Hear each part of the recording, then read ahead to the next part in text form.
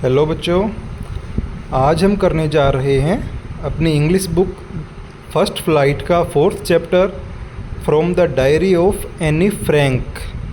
इसमें आज हम एक पैसेज देखेंगे और उस पैसेज के बेस पर हम एमसीक्यूज़ और वन लाइनर क्वेश्चन को सॉल्व करेंगे, जैसा कि सीबीएसई पेपर में पूछा जाता है। उसके बाद हम करेंगे शॉर्ट क्वेश्चन आंसर, जो कि बिल्कुल इम्पोर्टेंट रहेंगे हमारे पेपर के हिसाब से। तो चलो शुरू करते हैं। पहले पैसेज को पढ़ते हैं। Mister Keesing had a good laugh at my arguments. यहाँ पर एनी फ्रैंक अपनी बातें रख रही है। वो बताती है कि मिस्टर किसिंग उसकी बात को, जो उसने बहस की थी, आर्ग्यूमेंट्स का मीनिंग होता है बहस, उसकी बहस को सुनकर अच्छे से हंसते हैं। But when I proceeded to talk my way through the next lesson, लेकिन जब अगली क्लास में भी मैं अपनी बातों को जारी रखती हूँ, ही असाइंड मी ए सेकेंड ऐसे, तो मिस्टर किसिंग जो है वो मुझे दूसरी बार भी ऐसे लिखने को दे देते हैं एक अलग टॉपिक के ऊपर। This time it was suppose to be on an incorrigible chatter box, और इस बार जो उन्होंने टॉपिक दिया था जिसके ऊपर ऐसे लिखना था, उसका नाम था एन इनकोरिजिबल चैटर बॉक्स। इनकोरिजिबल होता है जिसको ठीक नहीं किया जा सकता। चैटर बॉक्स होता है बातूनी, यानी कि जो बहुत ज़्यादा बातें करता हो। तो आपको जब लैंग्वेज को समझोगे, इसकी हिंदी में ट्रांसलेशन को जानोगे, तब आपने अगर चैप्टर पढ़ रखा है तो इस पैसेज से कुछ पहले के और कुछ बाद का सीन आपको याद आना चाहिए। ये पैसेज तब का है जब पहली बार मिस्टर किसिंग एनी फ्रैंक को ऐसे देते हैं और वो ऐसे लिखकर लाती है।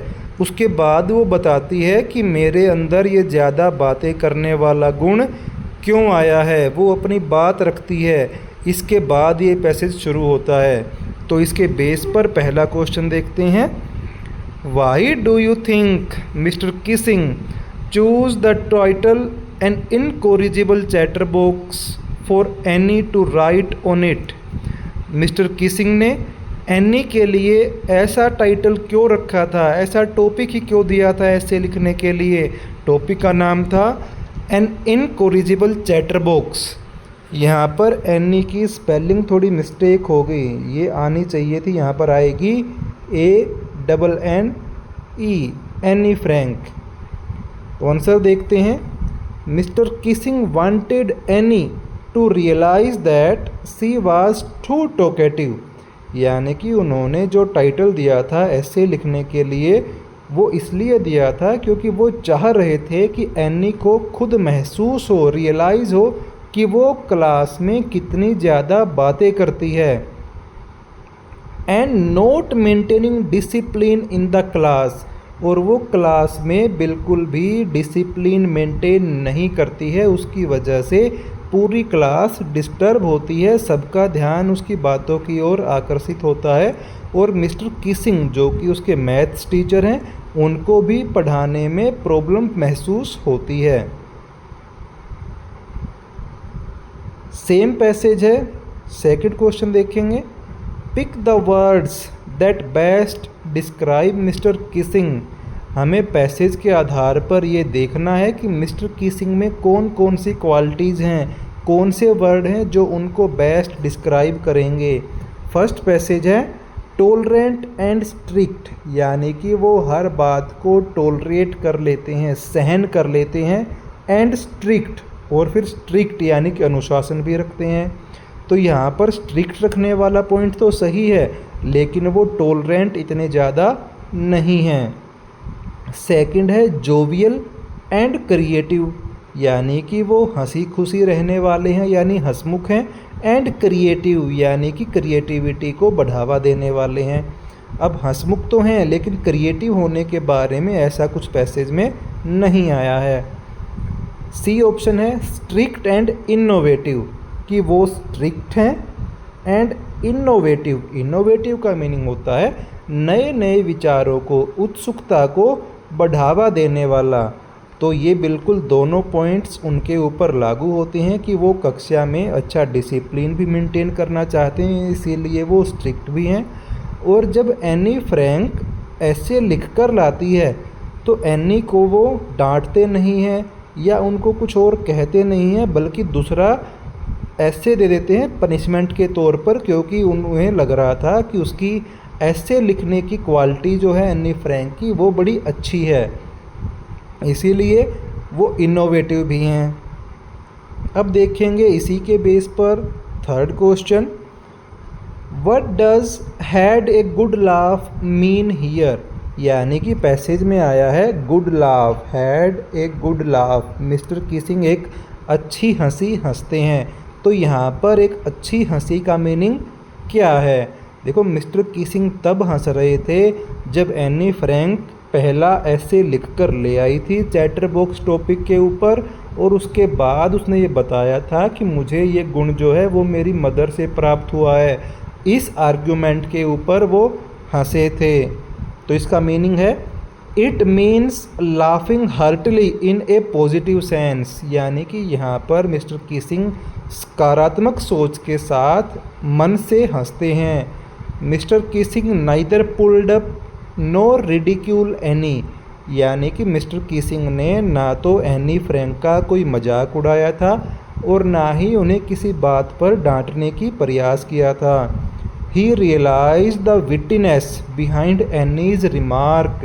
एनी ने अपने ऐसे में और अपनी माताजी वाला जो तर्क दिया था कि उन्हें अपनी मदर से ये क्वालिटी इनहेरिट हुई है बातें करने वाली, इसके पीछे उन्होंने जो तर्क दिया उससे उसकी चतुराई का पता चलता है और इसको देखकर वो बड़े खुश होते हैं।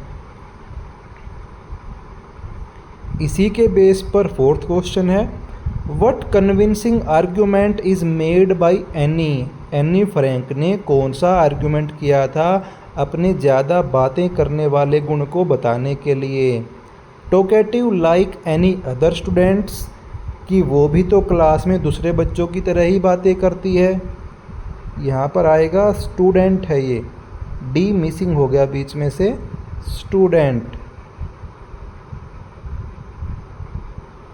Had the right to be talkative in the class, या वो कहती है कि मुझे भी कक्षा में बातें करने का अधिकार है। Inherited the trait from her mother, या वो कहती है कि ये गुण मैंने मेरी मदर से प्राप्त किया है। और डी ऑप्शन है, it is impossible to be quiet, या वो कहती है कि कक्षा में चुप रहना असंभव है, चुप नहीं रहा जा सकता। तो एनी फ्रैंक ने कौन सी क्वालिटी बताई थी, कहाँ से उसे गुण प्राप्त हुआ है? अगर आपने चैप्टर पढ़ा होगा तो आप इजीली इसका आंसर लगा पाओगे। इसका आंसर होने वाला है ऑप्शन सी। वो कहती है कि उसने वो गुण अपनी माँ से प्राप्त किया है, इनहेरिट किया है, इसीलिए वो ज़्यादा बातें करती है और इस मामले में वो ज़्यादा कुछ नहीं कर सकती। अब आ जाते हैं हमारे short question answer. First question है, why did Anne want to keep a diary. Anne Frank diary क्यों रखना चाहती थी? ऐसी कौन सी मुसीबत आ गई कि उसे डायरी लिखनी पड़ी? क्योंकि वो तो एक छोटी बच्ची ही तो थी 13 साल की, तो ऐसा क्या हुआ उसके साथ कि उसे डायरी लिखनी पड़ी?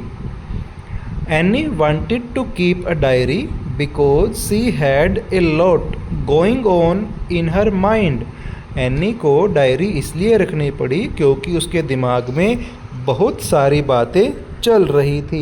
इन हर माइंड का मीनिंग है उसके दिमाग में, अ लॉट, लॉट का मीनिंग यहाँ पर है बहुत सारी विचार, बहुत सारी बातें उसके दिमाग में आ रही थी। She had no friend with whom she could share such personal stuff, और उसके पास ऐसा कोई भी फ्रेंड या दोस्त नहीं था जिसके साथ में वो अपनी ये सारी पर्सनल आइडियाज़, पर्सनल विचार शेयर कर सके। Thus she decided to maintain a diary, इसीलिए वो एक डायरी लिखने का, डायरी रखने का मन बनाती है ताकि अपने सारे पर्सनल आइडियाज़ को डायरी में नोट डाउन कर सके। सेकंड क्वेश्चन है, paper has more patience than people elucidate. यानी कि पेपर में आदमी के मुकाबले ज़्यादा धैर्य है, पेशेंस का मीनिंग होता है धैर्य, सहन शक्ति, इस पर विचार करना है। ये पेपर के हिसाब से मोस्ट इम्पोर्टेंट क्वेश्चंस में से एक है, आपको इसे ज़रूर याद करना है। According to Anne Frank paper is non judgemental. तो एनी फ्रैंक कहती है कि पेपर नॉन जजमेंटल होता है। नॉन जजमेंटल का मीनिंग है कि आप जो कुछ भी उसके ऊपर लिखोगे, नोट डाउन करोगे, वो उसको जज नहीं करता, यानी कि उसके पक्ष विपक्ष में अच्छे बुरे का कोई तर्क वो नहीं देता है। It is not critical of the writer, और ना ही ये लिखने वाले के तर्कों को अच्छा भला बुरा कुछ भी नहीं कहता है, यानी उसको क्रिटिसाइज़ नहीं करता है। लिखने वाले के मन में जो आया उसने लिख दिया, पेपर उसके ऊपर कोई भी व्यंग्य नहीं करता।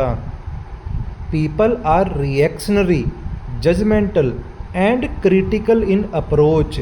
इसी के बदले में अगर आप अपना कोई विचार किसी आदमी को बताओगे तो वो कोई ना कोई रिएक्शन देगा, प्रतिक्रिया जरूर देगा। जजमेंटल, आपके आइडिया को वो जज करेगा, उसमें कमी भी निकाल सकता है और उसको लेकर पॉजिटिव विचार भी दे सकता है। एंड क्रिटिकल, और वो आपके आइडिया को क्रिटिसाइज़ भी कर सकता है कि आपकी अप्रोच अच्छी नहीं है, आपने ये ठीक से नहीं समझा। ऐसा कोई विचार कोई भी आदमी दे सकता है जिसको आप अपने मन की बात या मन के आइडियाज़ सुनाओगे। The fear of reaction from the people can make us withdraw from expressing our feelings. और यही प्रतिक्रिया देने का जो डर है कई बार हमें रोक देता है, हम अपने मन में आई हुई भावनाओं को एक्सप्रेस नहीं कर पाते। फीलिंग्स का मीनिंग होता है भावनाएं, एक्सप्रेसिंग का मीनिंग होता है दूसरे के सामने रखना अपनी बात को।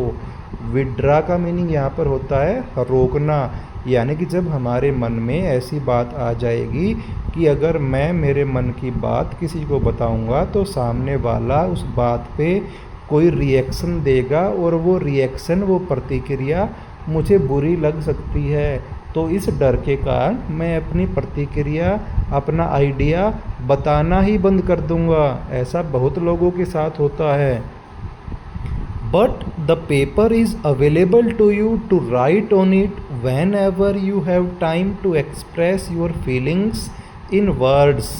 लेकिन पेपर हमेशा अवेलेबल रहता है, जब भी आपके मन में जिस टाइम पर भी आपके पास कोई विचार आए और आप उस विचार को अपने शब्दों के माध्यम से पेपर पर लिखना चाहो, आप तभी भी लिख सकते हो। पेपर कभी भी लिखने से मना नहीं करेगा।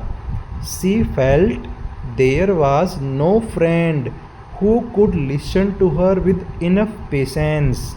काफ़ी सहन शक्ति, यहाँ पर वो बताना चाहती है कि उसके पास में जितने भी फ्रेंड्स थे, फ्रेंड्स यहाँ पर मीनिंग ये है कि वो बता रही थी ना कि उसके पास उसकी फैमिली और अराउंड 30 पीपल और भी थे, 30 लोग थे, लेकिन उनमें से कोई भी ऐसा नहीं था जिसके साथ में वो अपने मन की बातें, अपने पर्सनल आइडियाज़ को शेयर कर सके। किसी में इतनी सहन शक्ति नहीं थी जो धैर्य से उसकी बातों को सुन ले। इसीलिए उसने विचार दिया था कि पेपर में आदमी के मुकाबले ज़्यादा सहन शक्ति है, ज़्यादा धैर्यवान है, वो कभी भी आपकी किसी भी विचार पर पलटकर कोई प्रतिक्रिया नहीं देगा। फिर बता रहा हूँ, ये CBSE पेपर के हिसाब से बड़ा इम्पोर्टेंट क्वेश्चन होने वाला है। अब चलते हैं क्वेश्चन नंबर 3 पे। Why did Mister Keesing call Anne an incorrigible chatterbox. Mister Keesing ने एनी फ्रैंक को कभी भी ना ठीक होने वाला बातूनी क्यों बताया है। वो कहते हैं कि एनी फ्रैंक ऐसी लड़की है जो इतनी बातें करती है और ये बातें करने वाली आदत उसकी कभी भी ठीक नहीं हो सकती। तो आंसर देखते हैं। Any was very talkative. Any बहुत ही ज़्यादा बातें करने वाली है, टॉकेटिव मीनिंग है बातूनी। She didn't stop despite being punished. उसके मैथ्स टीचर मिस्टर किसिंग ने उसको एक बार फर्स्ट टाइम पनिशमेंट दिया चैटरबॉक्स टॉपिक के ऊपर ऐसे लिखने के लिए, लेकिन पनिशमेंट देने के बावजूद भी वो बातें करने से नहीं रुकी। She wrote an essay as a punishment and justified her over talkative nature. अपने पहले ऐसे लिखने के बाद में वो विचार रखती है कि वो इतनी ज़्यादा बातूनी क्यों है, वो उसे एज ए पनिशमेंट समझती ही नहीं है। Annie explained that she got this habit of speaking too much from her mother, mentioning that it was inherited। वो एक्सप्लेन करती है, वर्णन करती है कि उसकी जो बोलने की आदत है जो बहुत ज़्यादा है वो उसे अपनी मदर से प्राप्त हुई है। साथ में वो कहती है कि इट वाज इनहेरिटेड। इनहेरिटेड का मीनिंग होता है वो गुण जो आपको अपने माता पिता से बाई बर्थ जन्म के द्वारा प्राप्त होता है उसको बोला जाता है इनहेरिटेड। तो वो कहती है कि ये बातें करने वाला गुण उसे अपनी माँ से जन्म के द्वारा ही प्राप्त हुआ है, इसीलिए वो इसको ठीक नहीं कर सकती। इसी बात को लेकर मिस्टर किसिंग उसे कहते हैं कि वो एक इनकोरिजिबल चैटरबॉक्स है, कभी भी ना ठीक होने वाली बातूनी लड़की है। क्वेश्चन नंबर 4 देखते हैं। What makes writing in a diary a strange experience for Anne Frank. Any Frank को क्यों महसूस हुआ कि डायरी लिखना तो बड़ा अजीब सा अनुभव है। स्ट्रेंज का मीनिंग होता है अजीब। अगर आपने इन क्वेश्चन को लिखा नहीं है तो आप वीडियो को पॉज करके क्वेश्चन को लिख सकते हो। It was the first time any was writing in a diary. ये पहली बार था जब एनी फ्रैंक कोई डायरी लिख रही थी, यानी कि आज से पहले। आज से पहले का मतलब है जिस टाइम पर उसने डायरी लिखना शुरू किया उस टाइम से पहले उसने कभी भी डायरी नहीं लिखी थी। She felt that later on no one would be interested in the reading about the thoughts of a young girl। और वो महसूस कर पा रही थी, यानी कि उसके मन में विचार चल रहे थे कि बाद में अगर कोई भी इस डायरी को पढ़ेगा तो 13 साल की लड़की जो कि बड़ी कम उम्र की है उसके विचारों में कोई भी इंटरेस्ट नहीं दिखाएगा। सबको लगेगा कि 13 साल की तो बच्ची है, इसने क्या लिखा होगा, कोई उसकी भावनाओं को नहीं पढ़ेगा। Both these facts made it a strange experience for her. और ये दोनों ही विचार, ये दोनों ही फैक्ट उसके लिए स्ट्रेंज एक्सपीरियंस बना देते हैं एक डायरी को लिखना। उसके मन में ये दोनों बातें चल रही थी कि एक तो मैं पहली बार लिखूंगी और दूसरा पॉइंट था कि जब इसको कोई पढ़ने वाला होगा तो वो क्या महसूस करेगा एक 13 साल की लड़की के विचारों को लेकर। 5th क्वेश्चन देखते हैं। Why does Anne need to give a brief sketch about her family. यानी कि जब उसने डायरी लिखना शुरू किया तो उसने सीधा ही उस दिन के बारे में नहीं लिखा, प्रेजेंट डे के बारे में नहीं लिखा, वो पहले अपने परिवार का वर्णन करती है। Does she treat Kitty as an insider और एन आउटसाइडर। जो उसने अपनी डायरी थी जिसका नाम उसने रखा था किटी, तो वो किटी को एक इनसाइडर, इनसाइडर का मीनिंग यहाँ पर आप मान के चलिए कि परिवार का सदस्य जो उसका बिल्कुल खासम खास है, उसके साथ वो कुछ भी बातें कर सकती है, शेयर कर सकती है।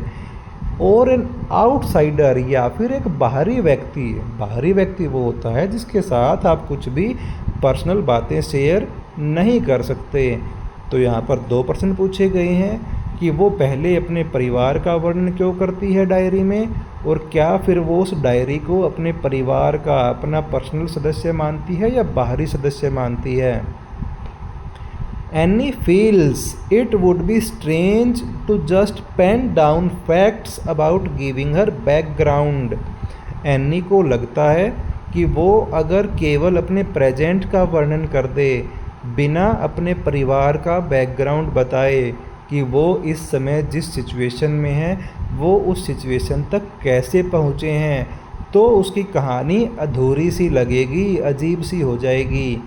इन case someone might read it in future, अगर भविष्य में कोई इस कहानी को पढ़ेगा, इस डायरी को पढ़ेगा, ही और सी won't be able to understand vaguely stated facts, तो ये जो अधूरे तथ्य है वो अपनी डायरी में लिखेगी।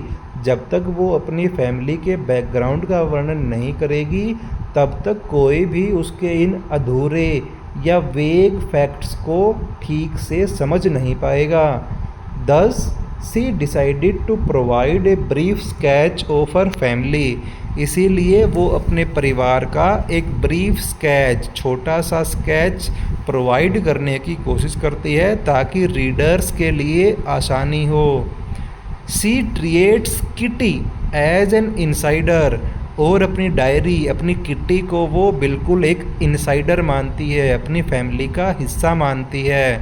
As it was her only true friend, और उसे तो लगता है कि केवल यही एकमात्र उसकी सच्ची दोस्त है। With whom she could share everything, जिसके साथ वो अपना सब कुछ शेयर कर सकती है, जो भी उसके दिमाग में चल रहा है सब कुछ वो अपनी किट्टी को बता सकती है, यानी कि उसमें लिख सकती है। लास्ट क्वेश्चन है आज का, how did Annie's relationship with mister Keesing evolve through out the chapter, इस पूरे चैप्टर के दौरान एनी फ्रैंक और मिस्टर किसिंग जो कि उसके मैथ्स टीचर हैं, उन दोनों का रिलेशन कैसे चला। At first Mister Keesing was annoyed with Anne because she talked too much during his class. शुरुआत में तो मिस्टर किसिंग एनी फ्रैंक से बड़े नाराज़ रहे, परेशान रहे। एनोयड का मीनिंग होता है परेशान रहना, क्योंकि वो उनकी क्लास में बहुत ज़्यादा बातें करती थी। He gave her extra homework as punishment, और वो उसे पनिशमेंट के तौर पर एक्स्ट्रा होमवर्क देते हैं। Asking her to write essays about being a chatter box, और एक टॉपिक जिसका नाम है बातूनी, चैटर बॉक्स, उसके बारे में वो लिखने को कहते हैं कि तुम इस टॉपिक पर ऐसे लिख कर लाओ। However any handled the assignments with humour and creativity, और एनी फ्रैंक जो है इन पनिशमेंट के तौर पर मिले एसेज को अपनी पूरी बुद्धिमत्ता से, अपनी क्रिएटिविटी से लिखती है। After she wrote a funny poem for her third essay, और जब उन्हें तीसरी बार उसको पनिशमेंट दी थी मिस्टर किसिंग ने, तो तीसरी बार ऐसे की जगह पर वो एक फ़नी पोएम लिख देती है, एक स्वान और उसकी फैमिली के बारे में। एनी फ्रैंक को तीसरी बार जो टॉपिक दिया था वो ऐसा था, क्वैक क्वैक क्वैक, जैसे कि एक स्वॉन की बोलने की आवाज़ होती है।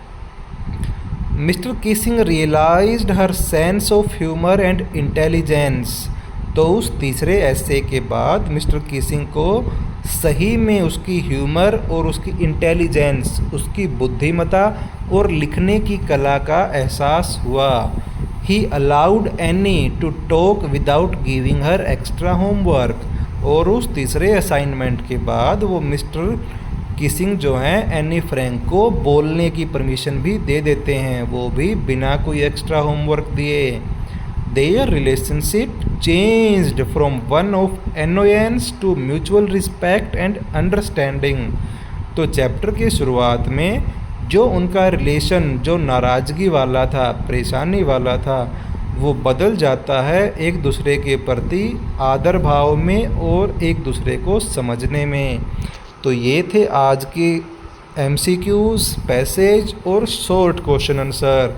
अगर आपने लिखे नहीं हैं तो आप वीडियो को दोबारा से देखकर वीडियो को पॉज करके लिख सकते हो। अगर आपने चैनल को सब्सक्राइब नहीं किया है तो सब्सक्राइब ज़रूर कर लें। आने वाली वीडियोस भी आपके एग्ज़ाम के पॉइंट ऑफ व्यू से बड़ी इम्पोर्टेंट होने वाली हैं। Thank you.